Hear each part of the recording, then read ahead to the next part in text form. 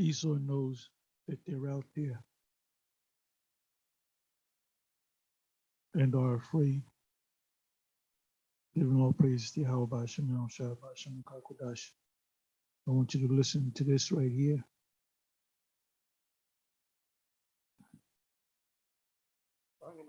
Everybody on board, which is a huge job.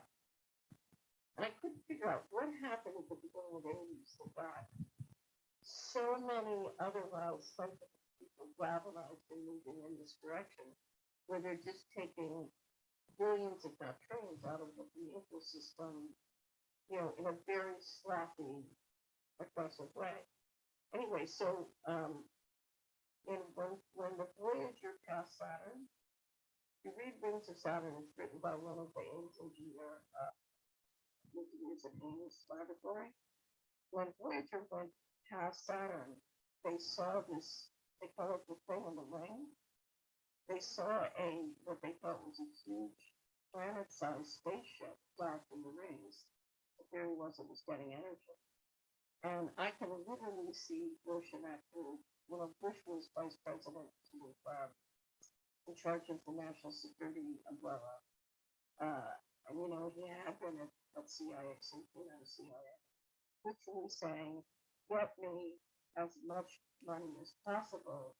We have to build this, we have to build a scientific, technological, and military force that can deal with this kind of phenomenon. Space Force. And suddenly they were up and running. And when you talk to some of the intelligence operatives who did the work during the 80s, they would say, we got 25 million, we got away with it. So we said, okay, let's go for 50. And wow, we got away with that. Let's go for 100 million. And you could see the thing, the more they got away with, the more it just went out of control. But how is it that they got away with it? So you can go back to the beginning, listen to this again, listen to it a couple of times so it can sink into your head what that's talking about. Anyway,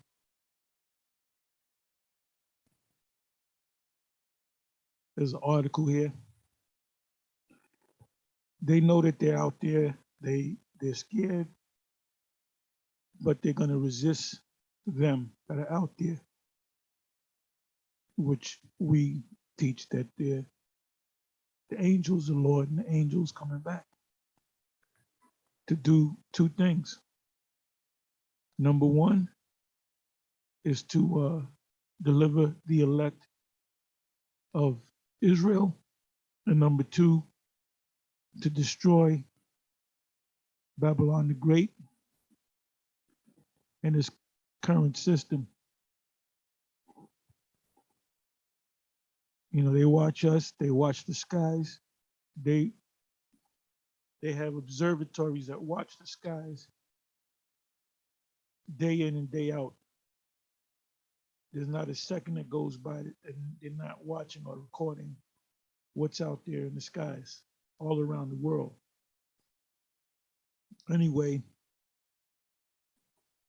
it says, are there UFOs in the Bible? This was put up June 3rd, 2019, a couple years ago. Members of Congress are expected this month to receive a report from national intelligence agencies about the government's knowledge of unidentified aerial phenomenon. That's a term that came from Great Britain, more commonly known as UFOs. They don't use the term, the acronym UFOs anymore. They use UAPs.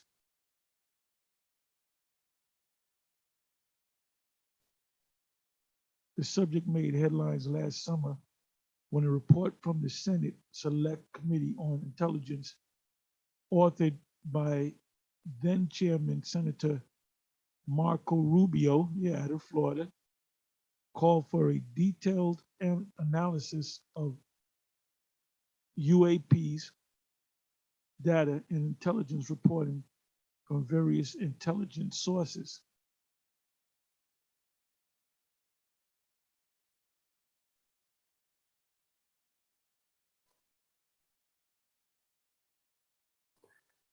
But while they are now getting more serious mainstream attention, reported sightings of UFOs are nothing new. So there's a lot of them out there. See, we look up in the skies and we see them every once in a while, but they have their eyes on the skies in space every second of every day, of every minute, of every day. And they record all these sightings. So, they don't let us know, they don't break it on news. They don't give it to the news. Oh, there was another UAP sightings. No, they keep it to themselves. And they're scared.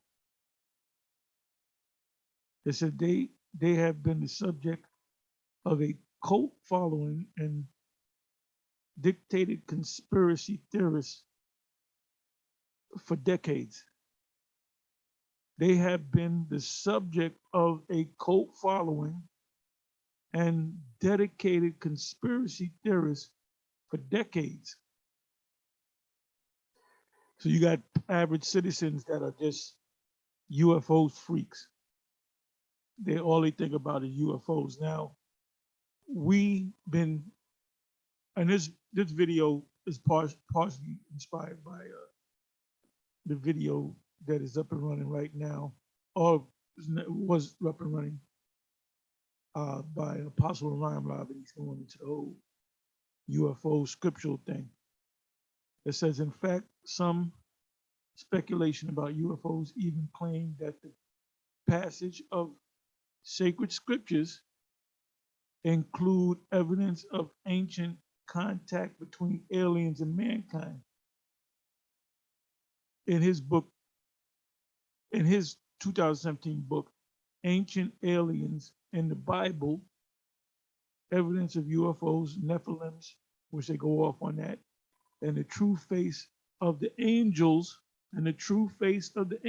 So this guy that put this book together, he's saying that they're angels. He believes that they're angels. We know that they're angels. There's no aliens out there living on other planets.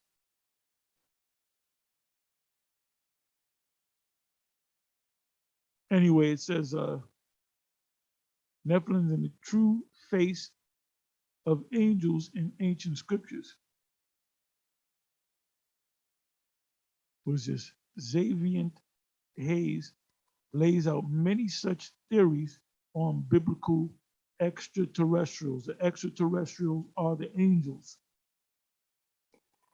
Hayes has published a number of works on aliens and other cryptic, secret, hidden beings covering everywhere from ancient India to the early Americas, meaning when Gad, Reuben, Issachar, the tribes were here, they encountered these so-called UFOs. But they knew at that time, before Columbus came over here, they knew that they were the angels. When Columbus came over here, he encountered, and his crew, a crew of ships, the 3 ships, they encountered UFO activity, and they called it St. Elmo's Fire because they were about to kill this guy Columbus, because they said, look, we're in this water and there's no land. And he knew that there would be land, not too far from where they were located.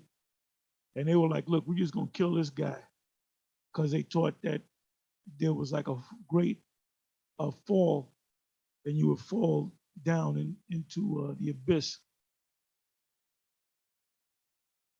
So they got scared. So they were gonna kill this guy so they can turn back around.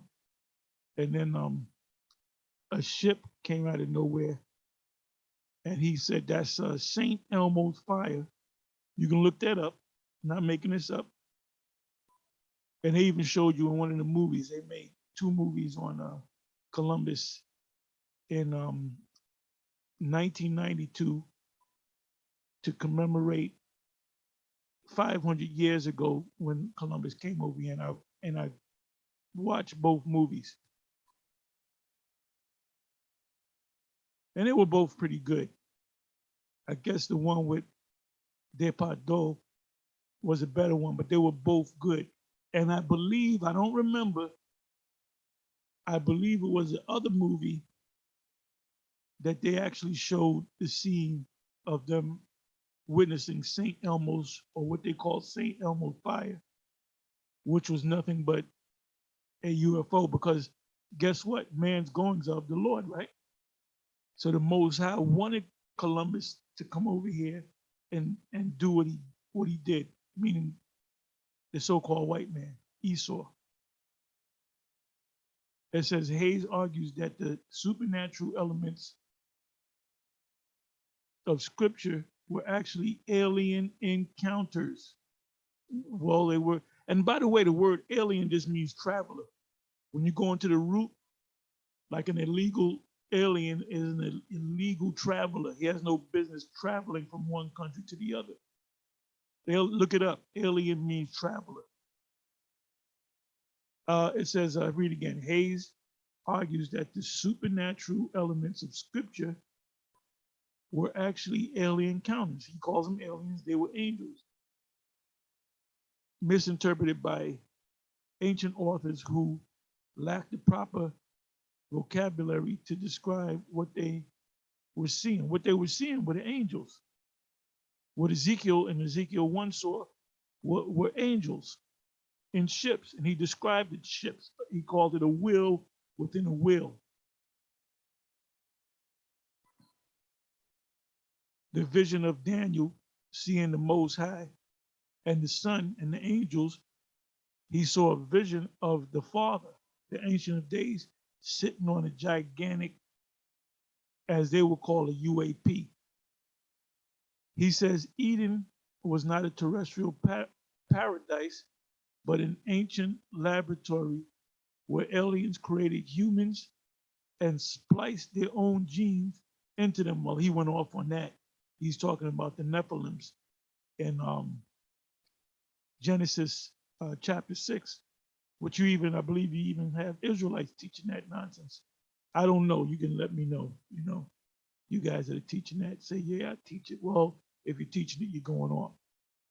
It's the sons of the Most High were the people that came back as Israelites.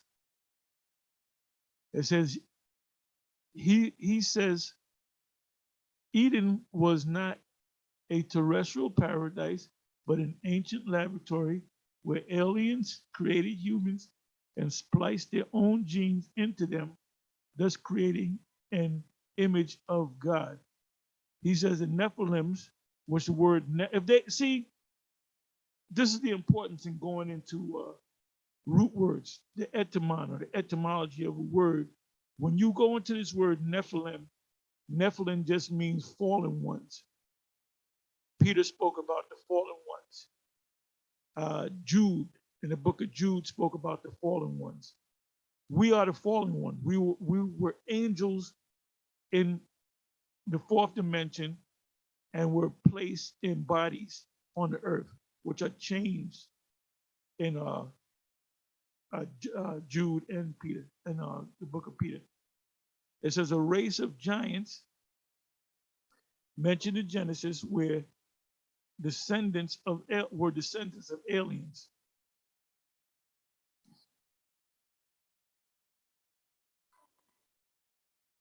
The Noahic flood, Hayes argues, was a way of scraping a genetically flawed humanity. This guy's going off and starting over. So the Most High said, we got to kill these people because the angels, these beings, demons, whatever you want to call them, they spliced their genes with humans, and they were like hybrid humans, extraterrestrial, demonic monsters, whatever you want to call them. So the Most High said, we got to wipe them out. Now, Noah and his sons and his wife, his sons and their wives, they were not genetically altered. It says even the Lord was an oh my goodness. Even the Lord was an alien according to Hayes' recording of scripture. Let me see what this clown says. Sure, that all sounds crazy, but with aliens in the headlines, this spring the pillar decided to take a look at some of those theories and get the facts. Is there any way that theories about aliens in the Bible align with Catholic theology? Now, if you watched the video that Apostle Ramlab did, he went into an article, which I did a video on that. Yeah, was it yesterday, the day before yesterday, concerning that NASA had got together 24 religious men, and there was one of them they focused on, which he's AKA a Catholic. Anyway, it says Bible aligned with Catholic theology. And also, I believe the Vatican City, I know they have a science department in the Vatican City among the Catholics. So I'm pretty sure they have observatories as well, and they watch for UFOs. They said, could there actually be UFOs in the Bible?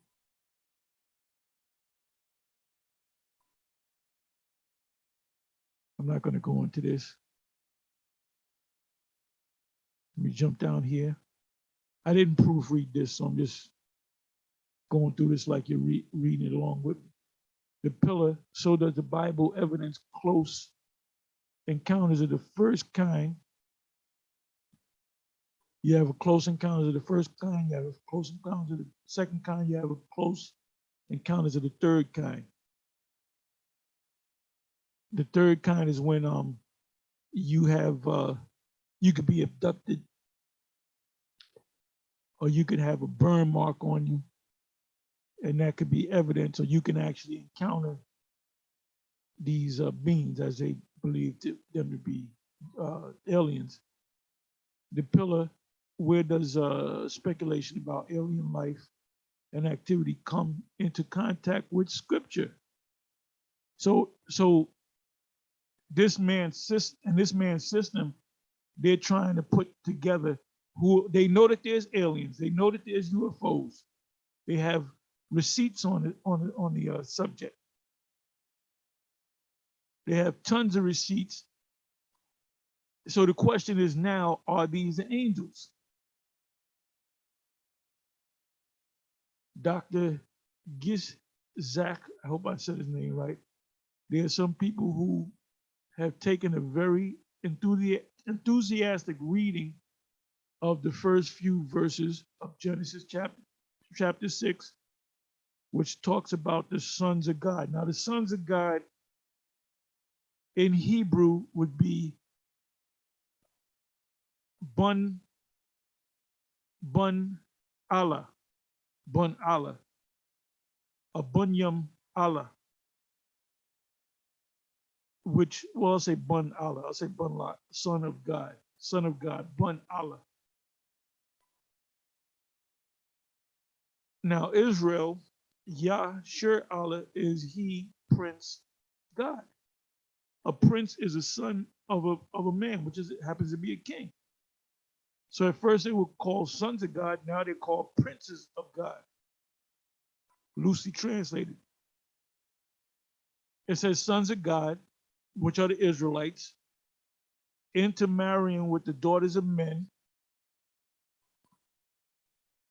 and produce a race of giants, or the Nephilim. Nephilim only means, if you go to that word, the word Nephilim, Genesis 6, they gave us a blue letter, they gave us concordance.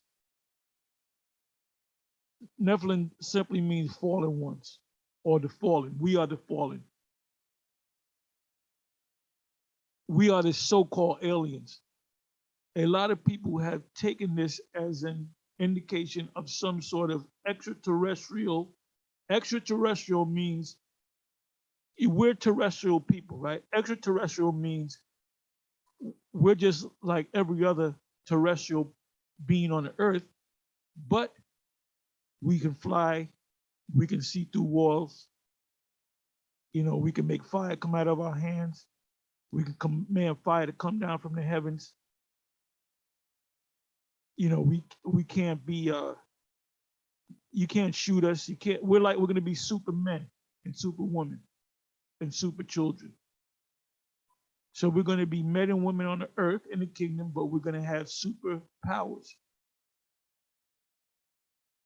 And we're going to be stronger than Superman because kryptonite is not going to kill us. And like in the movie Hancock, the white woman's not going to kill us either. The part of that movie, the end of the movie, Hancock realized he was married to the white woman in a past life, reincarnation, and that she had to get away from this guy because he was losing his power. And he realized that, and because she had the power too. And when the further he got away from that damn white woman, he got his power back. Well, guess what? That's not going to happen with us in the kingdom. There's not going to be no kryptonite or no white woman that's going to weaken us.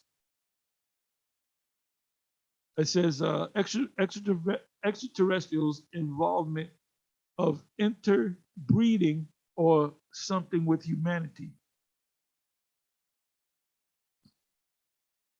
But my own explanation of those verses goes back to St. Augustine. We believe he was a Jake in the city of God. Well, in the city of God, he mentions the whole birth of Islam. You know what I'm gonna do? Let me do this. Let me just get an idea of the exact year that he was around.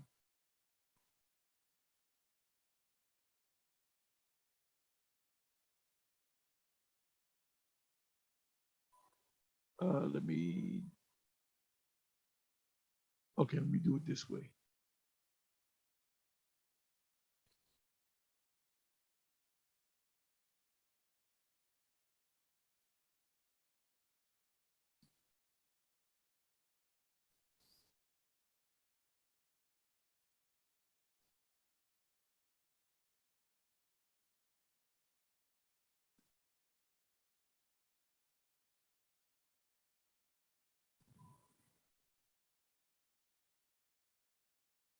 Okay, they're not giving me St.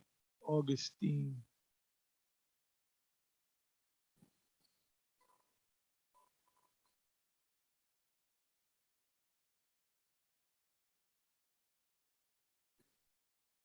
They give me a place.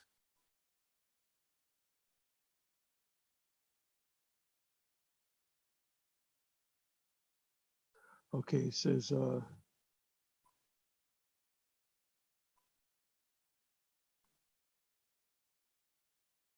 they're not giving me the man. Anyway, I'm not gonna go crazy trying to get the information.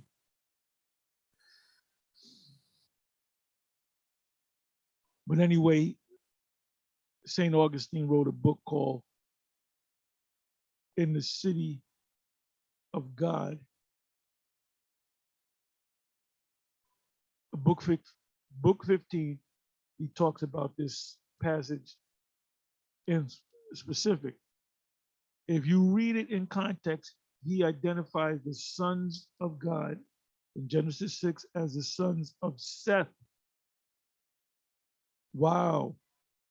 So he's telling you, well, let's read on. The sons of the chosen line who have received the kind of blessing from Adam that traces back to the beginning of humanity. So this individual, St. Augustine, knew something. I said, we believe he's a Jake. He also, like I said, went into the origins of Islam because they set this guy, Muhammad, up to create a religion so they can control the masses of the Arab world.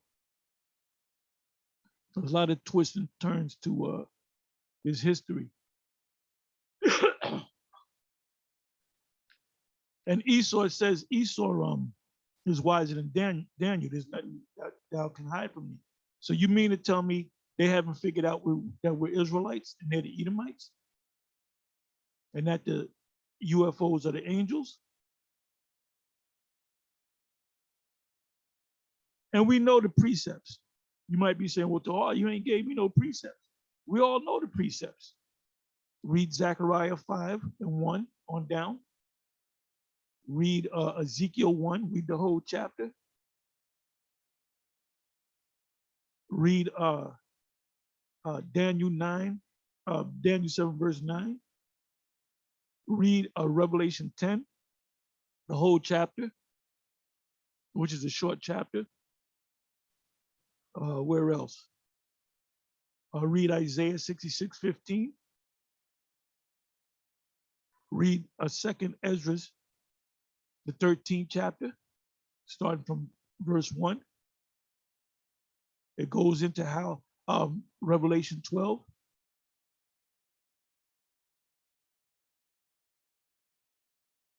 Oh, read about Job. Anytime the Lord spoke, there was times when the Lord spoke to Job and he was in a cloud. That was a ship. So Job, the prophet Job, saw the so-called UFO come down and talk to him. Or read Acts 1. The two men in white said, why look ye gazing up into heaven? The same way the Lord went up, he's coming back down. Matthew 24. The Lord and the angels is going to cover from one end of the earth to the other, and they're going to beam up, deliver the elect of Israel.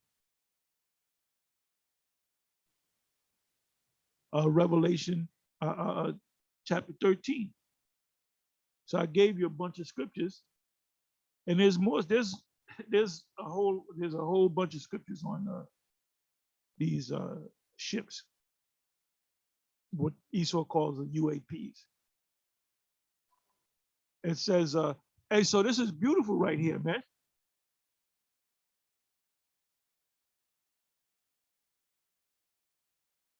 But my own explanation of those verses goes back to St. Augustine in the City of God, book 15. He talks about this passage in scripture. He talks about Genesis chapter 6. If you read it in context, he identifies the sons of God in Genesis 6 as the sons of Seth.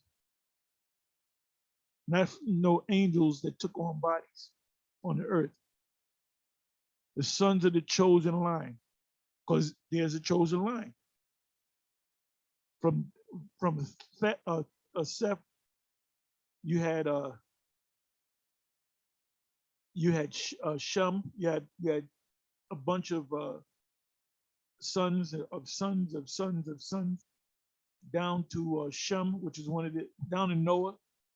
Then out of Noah, he had 3 sons. Out of those 3 sons, Shem, and then from Shem, Arphaxad, and then from Arphaxad, you had sons upon sons upon sons. You had Peleg, you had Eber, Hebrew. Then it went down to Terah, the father of Abraham. And Abraham, the Lord dealt with Abraham. He didn't deal with his father. He took him from his father. And the Lord's spirit was with Abraham. Abraham had 8 sons. The second son, Isaac, was part of the chosen line. Isaac had 2 sons, Jacob and Esau. Jacob, Esau, close but no cigar. It came down to Jacob, and from Jacob, that's where it stopped. All the sons that came out of Jacob are the Israelites, including Abraham, including Isaac, including Lot. Lot came back as an Israelite, one of the sons of Seth. So St. Augustine broke it down correctly. It says, the sons of the chosen line who have received the kind of blessing from Adam that traces back to the beginning of humanity. So these wasn't no angels.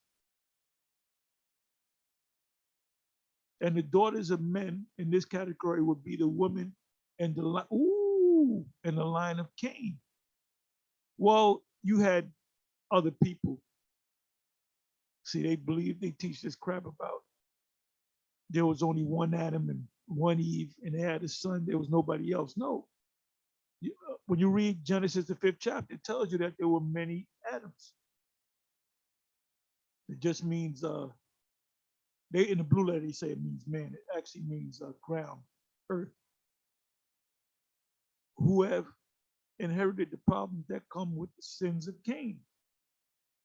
St. Augustine says there's no doubt about the fact that these angels were men and not, as some people think, creatures different from men.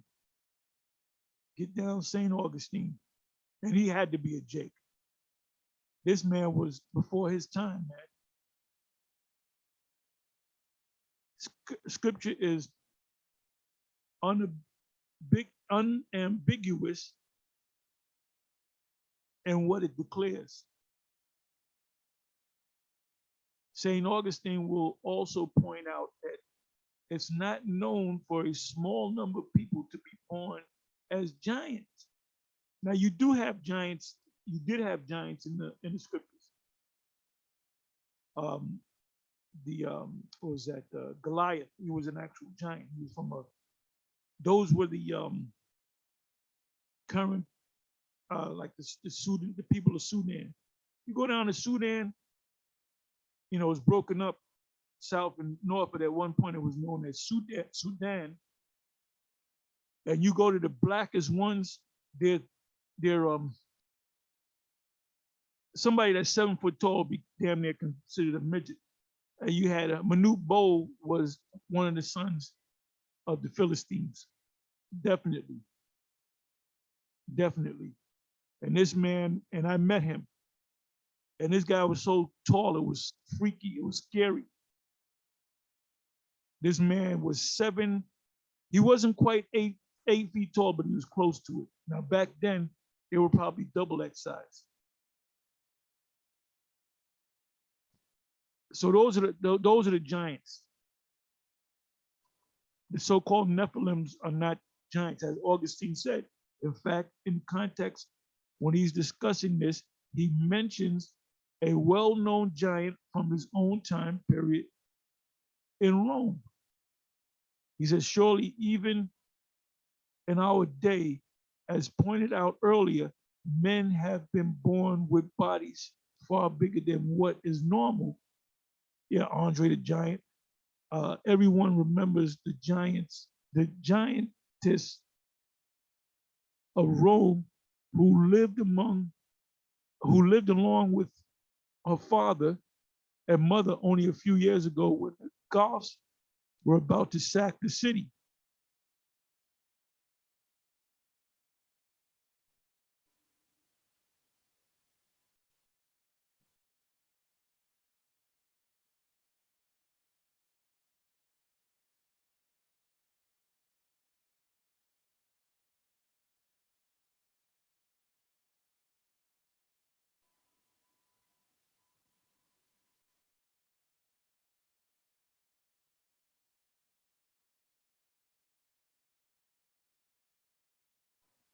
Bear with me for a minute.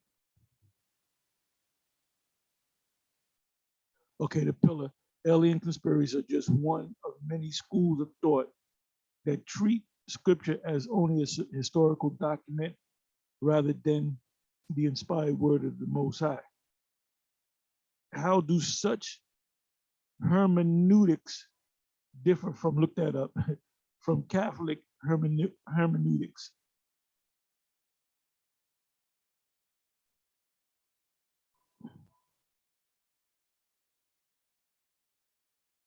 We're going to look it up together.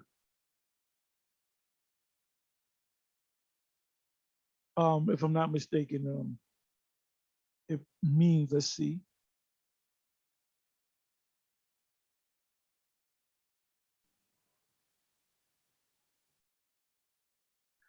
Yeah, yeah, I was right. The branch of knowledge that deals with interpretations, especially of the Bible or a literary text.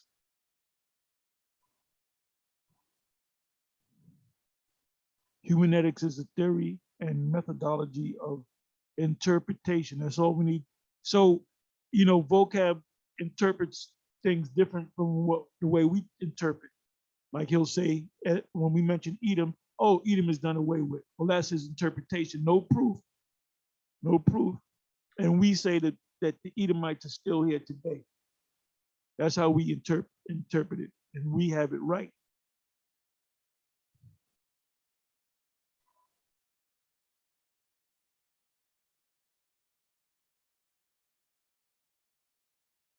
This is what I went into the other day. NASA looks to the heavens for help. Agency enlists 24 theologians to assist how the world would react to the discovery of alien life on distant planets and how it might change our perception of God and creation.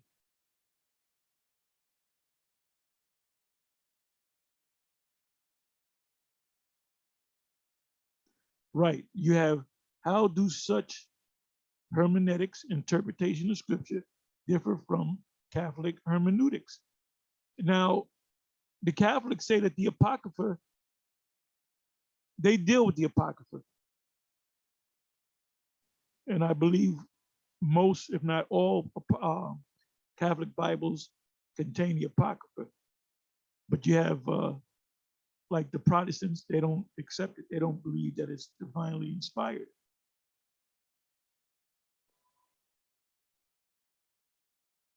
Dr. Gizak, I think there's a tendency to treat the Bible as if it's a magic book. It is a magic book because you have you have these Edomites read it and they'll see something different than what we see. That's why, going back to Vocab Malone, he says those scriptures that we use to say that they're UFOs, he's saying that they're not UFOs because he was trained, he was taught. See, all this man does, and he's good at it, is he regurgitates the stuff that he learned from that theological cemetery. And he's good at it. If you are not trained and schooled in the Bible correctly, he's going to get you. It says, or a code book, a code book, because Apostle Reinhardt did a video on the code. I forget the title, but the word code was in there. I think he gave us all the codes or whatever. As a matter of fact, I'm sorry. Let me go to this. I'll show you that the video is up there.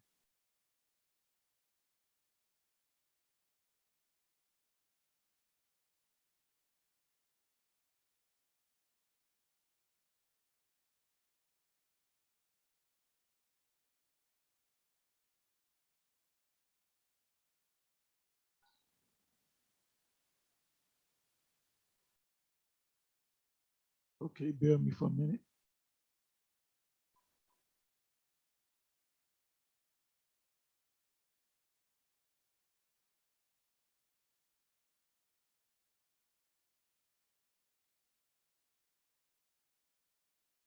Okay, you just got finished doing this video like 30 minutes ago, live stream. Why is NASA asking religious experts this? Or you heard the news. Yeah. Okay, here it is. The Lord has entrusted us with the code. With the code.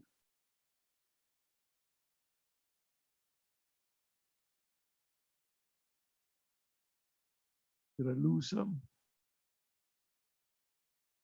Okay, here it is. Dr. Gizak, I think there's a tendency to treat the Bible as if it's a magic book. It is a magic book because the magic worked for us and not the prophets and not others. Or a code book, and this book has to be written in code. The scripture just can't say Esau, the white man, Israelites, blacks and Hispanics, and they're not going to say that. It's got to be written in code. It says a code book that needs to be decoded, broken down. This is why Vocab Malone, if you go to Revelation in chapter 13 or Daniel chapter 2 or Daniel chapter 7 or any of those books, you won't be able to break it down because they didn't teach that in that particular seminary that he went to. This has been a temptation since ancient times. When you think of the Gnostic or the Kabbalists or others who have sought to treat the Bible almost like a magic trick.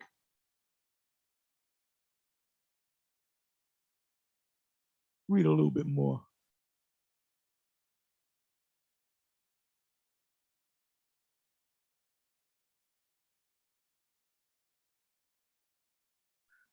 And I'm gonna say this: the scripture, the Bible, if you go to any interpretation, it says the same thing about the Quran. And that's the only book that speaks about the current Quran.